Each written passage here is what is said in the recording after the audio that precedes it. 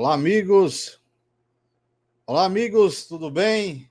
Sejam bem-vindos à nossa terceira temporada do programa TecVision, aqui na TV Humana.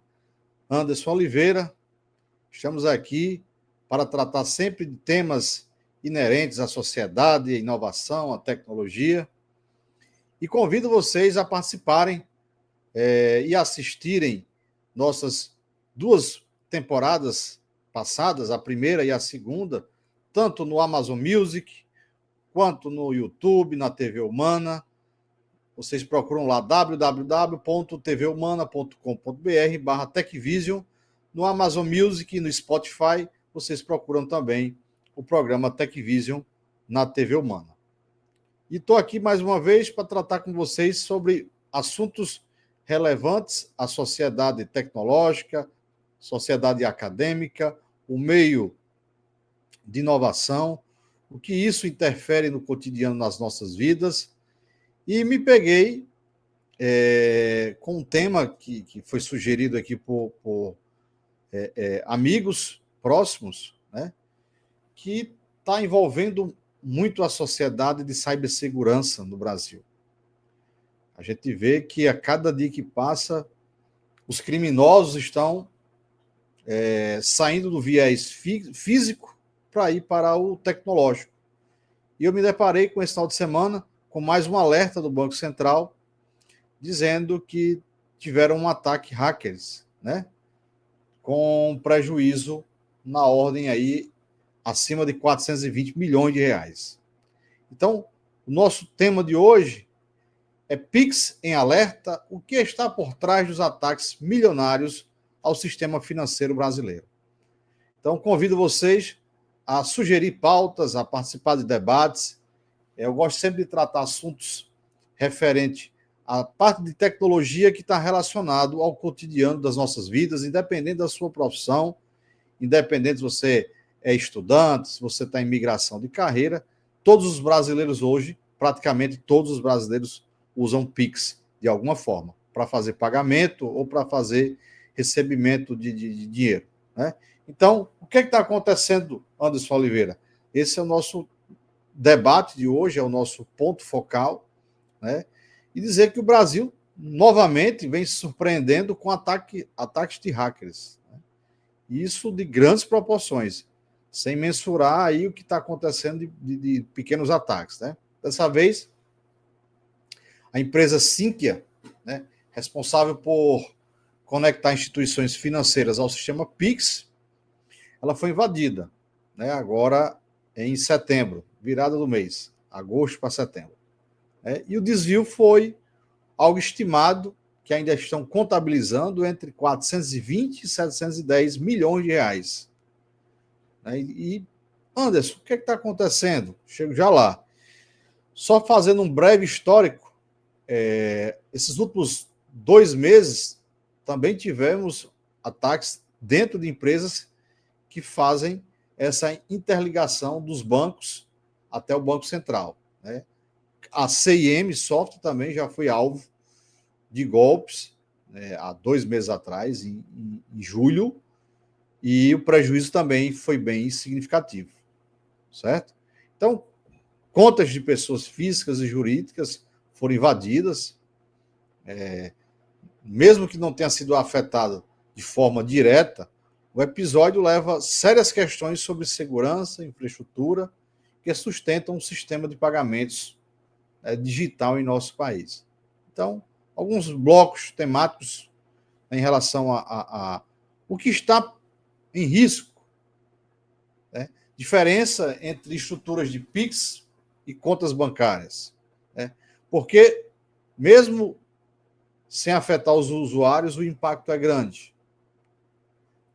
Quais são as respostas que as autoridades dão em relação a esses temas? Então, a gente vai começar a entrar no assunto agora. Pessoal, eu tenho a formação, meu berço é tecnologia, e minhas pós, né, eu tenho 4 pós-graduações, uma delas é em segurança e outra em rede de computadores. Então, eu trabalho com infraestrutura de redes de segurança desde 2010. E me chamou muita atenção essa pauta, pelo volume de pessoas infectadas e pelo volume que foi roubado dessas bancas, que foram desses bancos, né, que foram desviados. É algo assustador. A gente vê que a fragilidade desses sistemas. Professor Anderson, existe sistema 100% seguro? Não. Até o Pentágono dos Estados Unidos já foi invadido. Então, essas organizações criminosas, essas facções, elas não estão mais perdendo tempo e estão roubando a pessoa ali, numa esquina, estourando caixa eletrônico, estourando carro forte, estourando agência bancária. Acabou-se, os criminosos também estão migrando para o mundo digital, estão se modernizando. É aquela briga que eu falo sempre aqui nos programas anteriores, é a briga de gato e rato. Então, os criminosos, através dos meios digitais, eles não vão trocar tiro, não vão trocar... Não tem questão de você estar com arma de fogo, colocando em risco sua vida na hora do assalto, estourando carro forte, é por meios cibernéticos. Essas facções estão aliciando hackers com promessas, né, de comissionamento, enfim, de lavagem de dinheiro, e os crimes estão saindo do meio físico para ir para o virtual, porque pelos volumes que eu falei aqui, desvios que chegam até a R$1 bilhão, é muito mais vantajoso você cometer o delito virtualmente do que fisicamente. Concorda comigo? Então, os meliantes, eles também estão se modernizando. E o que está em risco por trás disso? Interesses financeiros. A gente sabe que tem grupos, como os anônimos, eles têm ramificação no mundo inteiro. Então, existe uma associação desses grupos a associações criminosas, né, de lavagem de dinheiro, de tráfico, enfim. E é muito natural que eles estejam interessados também em expandirem seus negócios. Aí os negócios não são bem legítimos. Né? E as respostas das autoridades? O Banco Central, por sua vez, foi procurado e fica ali tentando justificar, não pode falar muita coisa, porque se falar por onde aconteceu a vulnerabilidade, abre precedentes para novos ataques e fica aquela saia justa, né? Muitas vezes tendo que responder a indenizações milionárias, e a gente não sabe onde é que isso vai parar. Então, vocês vão ver cenas dos próximos capítulos em relação às respostas oficiais das autoridades e às medidas adotadas. Né? E hoje, o que é que se espera aqui? Por que a gente está se deparando com isso? E o que é que a gente pode enfrentar de segurança, de aumento de segurança nas próximas transações? Então, fica aquela reflexão, já que o Pix é tão querido para os brasileiros hoje, e por que não fazer um Pix com dupla autenticação? Né? Você faz o Pix, aí chega uma mensagem no teu celular para você confirmar, você confirma com a digital ou com foto. Né? Por que toda transação hoje que você faz tem como você fazer a autenticação duplo fator? E por que o Pix não tem? Você digita um número lá e vai.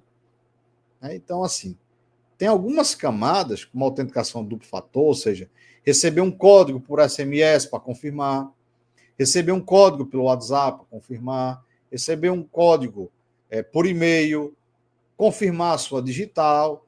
Então, já passou do tempo do Banco Central entender que o Pix precisa de uma camada a mais de segurança. E não só ficar colocando lá, digita a chave, enviar e pronto. Hoje, para você entrar num aplicativo de banco, ele pede a autenticação duplo fator. Você bota a senha e ele pede a digital. Bota a senha, pede para confirmar a sua reconhecimento facial. E por que não o Pix fazer esse tipo de cobertura, esse tipo de camada adicional? Então fica a pergunta sem resposta e fica a reflexão. Como tudo na humanidade tem a evolução, já chegou a hora do Pix ter mais uma camada adicional de segurança, né? Então fica aquele clamor popular, porque se continuar com essa quantidade de invasões em chaves Pix, a tendência vai ser que os brasileiros vão ficar descrentes, né? Então, como é que a gente pode educar a população hoje sem essa camada adicional? As pessoas têm que confirmar o nome, tem que confirmar a agência bancária se está batendo. Às vezes o nome pode até bater, mas confirmar se é aquele banco mesmo. Se você está acreditando o dinheiro numa conta que você nunca acreditou, certifique que os dados estão certos, certifique que não teve um desvio, ligue para a pessoa, mas não ligue via WhatsApp. Eu já falei isso em programas anteriores, porque os WhatsApps estão também sendo alvo de clonagem. Ligue de forma direta pela operadora, certifique que aqueles dados são da pessoa. Né? Se você está fazendo um Pix pela primeira vez, se você não conhece, pare, não vá pela emoção. Se as pessoas mandam contato pelo WhatsApp, pedindo ajuda via Pix, que vocês não conhecem, parem. Se você não tem tanta experiência com Pix, você que está me assistindo aqui na TV Humana, no programa TecVisio com Anderson Oliveira, se você tem alguma dúvida, você pergunte a uma pessoa mais próxima, de confiança, um filho, uma filha, né, um neto. Isso é muito comum para os idosos. O pessoal aí há 60, 70 anos, eles fazem muito isso, clonam vozes de pessoas próximas para pedir dinheiro via Pix. Muitas vezes a conta da pessoa já está clonada, eles mandam a chave Pix aleatória e quando você vai ver, já fez ali a transação. Então, muito cuidado para vocês que fazem Pix e não conhecem quem é o destinatário. O que é que eu sugiro? Existe uma opção que vocês, quando fazem Pix, vocês clicam lá em salvar em favoritos, salvar como Pix frequentes, ou seja, quando deu certo o Pix, a pessoa reconhece, vocês ficam fazendo aquelas transações recorrentes, vocês têm como salvar nos favoritos, nos Pix frequentes, para que todas as vezes que vocês coloquem o nome da pessoa, já apareça lá a chave Pix. Mas também é muito interessante, antes de fazer o Pix, você ligar para aquela pessoa, né? Sua chave é a mesma? Né? Teve alguma alteração? Porque muitas vezes tem intercorrências de tempo e pode acontecer dessa seu amigo, sua amiga, ou do cliente, o fornecedor, ter sido vítima, né? Então, eu já falei aqui em programas anteriores que minha esposa, ela foi vítima, né? Ela gerou um boleto e o boleto veio com a chave Pix clonada e fez o pagamento, valor de R$780 na pandemia. Depois a gente procurou advogado para defender, o advogado cobrou R$1.000. Então, se o prejuízo é de 780 para a gente ser ressarcido, ainda tem que pagar R$1.000 para o advogado, então financeiramente não compensava. Então fica mais uma dica para vocês aqui, certo? Então, eu elenquei algumas vítimas nos últimos 12 meses, né? Porque às vezes a invasão hacker, ela só invadir e pichar a página ou tirar a página do ar, já cria um caos, né? Por exemplo, a Universidade Federal do Piauí, ela teve sua base, né? Sua página foi invadida. Então, pediram resgate via ransomware, né? Foi invadido pelo ransomware, que eu já falei em programas anteriores, que são programas que sequestram dados, e, obviamente, não pagaram o resgate dos dados, e o site ficou com instabilidade, e depois foi recuperado, porque tinha um backups e subiu, né? Outra vítima dos hackers nesses últimos 12 meses foi o Conselho Nacional de Justiça. Teve os dados expostos de cerca de 11 milhões de brasileiros. Então, o ataque foi no sistema Sysbajude, usando busca para fazer tratativas ou para fazer levantamento de ativos financeiros desses 11 milhões de brasileiros. O Banco da Amazônia também foi alvo de desvio milionários.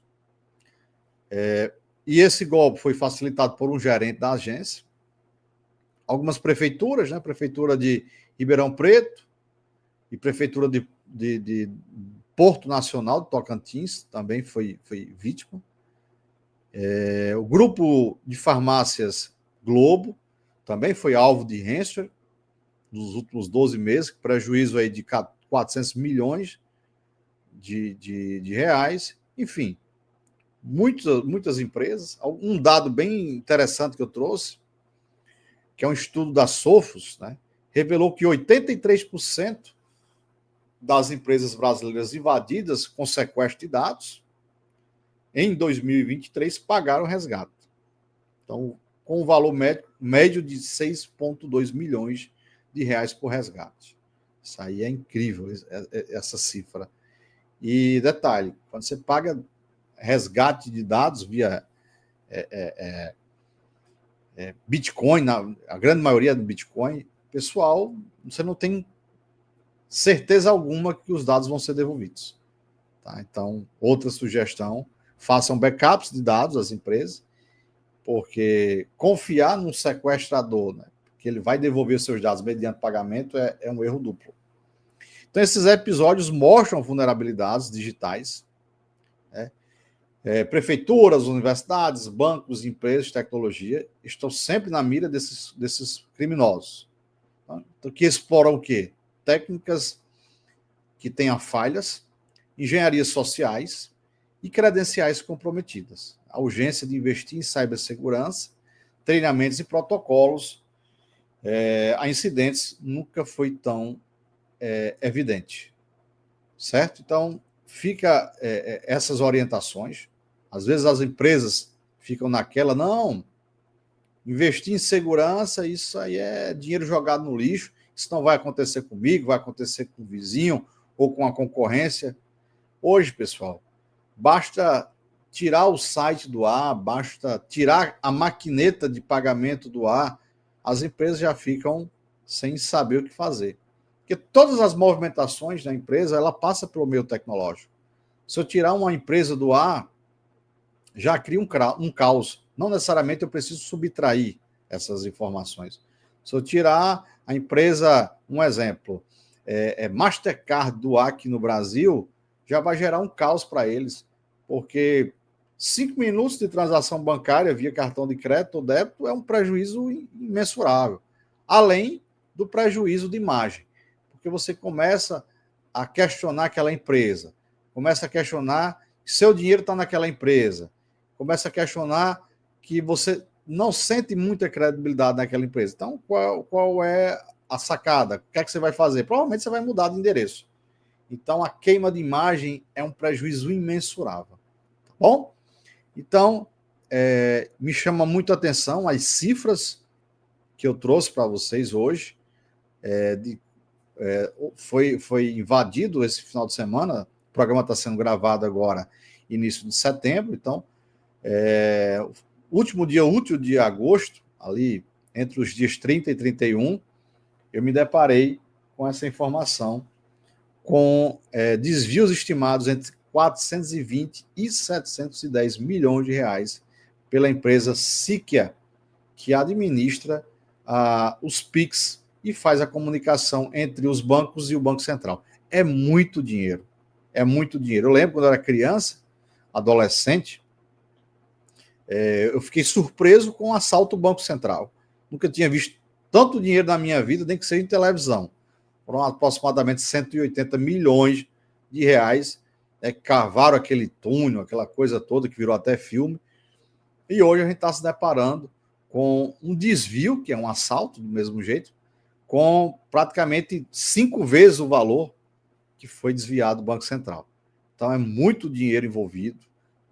Tem grupos grandes, fortes por trás, patrocinando esses ataques, porque provavelmente quem faz o desvio é uma pessoa extremamente operacional, mas tem um investimento por trás, e todo esse dinheiro, com certeza, eles transformam em Bitcoin e lavam em outros países, enfim, vira dinheiro sem rastro aí, tá bom? Então, as cifras são milionárias e vira meio que terra sem lei.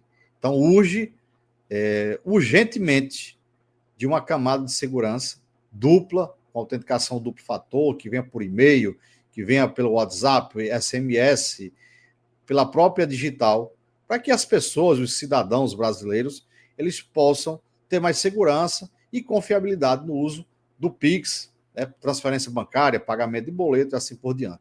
Tá bom, meus amigos? Então, com isso, eu convido vocês a sugerirem pautas, entrarem em contato com a produção aqui da TecVision, da TV Humana, sugerir pautas, né?